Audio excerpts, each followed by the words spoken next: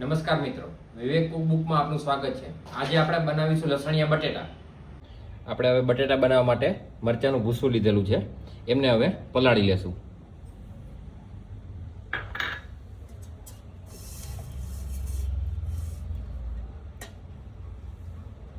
આ પહેલા તેલ ઉમેરશું એમાં.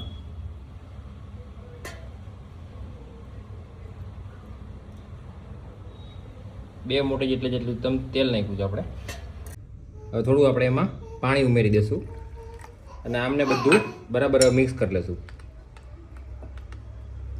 મિક્સ કરીને આમને આપણે અડધો કલાક માટે રહેવા દઈશું.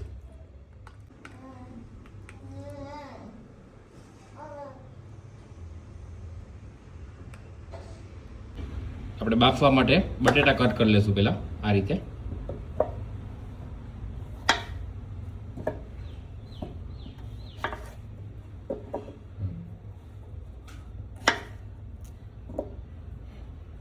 આપણે બટેટા બાફવા માટે આ 1 ગ્લાસ પાણી લીધેલું છે. હવે એમની અંદર આપણે કાપેલા આ બટેટા એડ કરી દઈશું.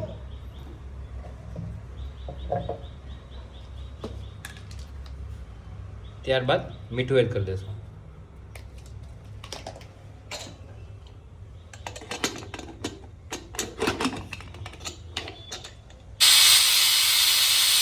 આપણે 4 વિસલ વાગવા દઈશું એટલે આપણા બટેટા બરાબર પાકી જાય.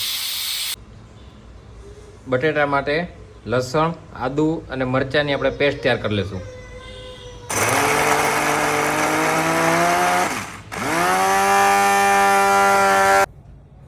હવે આપણા બટેટા બફાઈ ગયા છે, કુકર ખોલી લઈએ. આ બટેટાની આપણે છાલ ઉખેડી લઈશું. હવે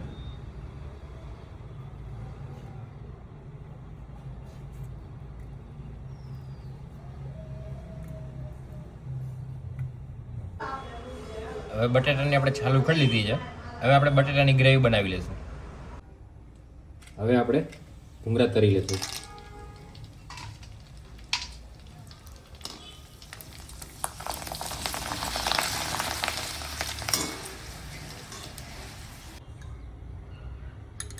હવે આપણે બટેટા માટે આદુ, મરચાં, લસણની પેસ્ટ.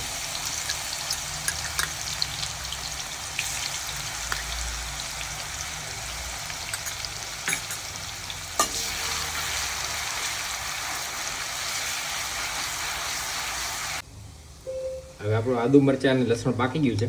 ત્યારબાદ આપણે પલાળેલી ગ્રેવી લઈ લઈશું.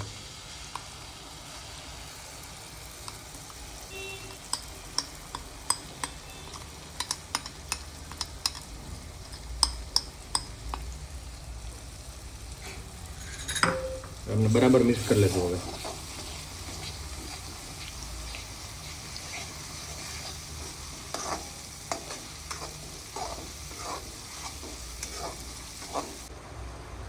હવે મીઠું એડ કરી દઈશું. મીઠું ધ્યાન રાખવાનું છે, આપણે બટેટા બાફવામાં નાખેલું છે એટલે ગ્રેવીમાં ગ્રેવી પૂરતું જ મીઠું નાખવાનું છે.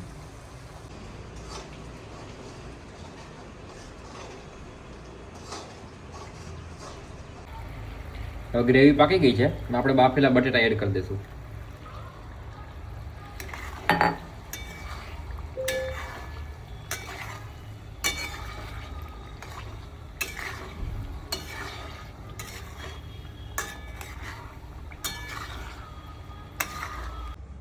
હવે આપણે આમાં કોથમરી એડ કરી દઈશું.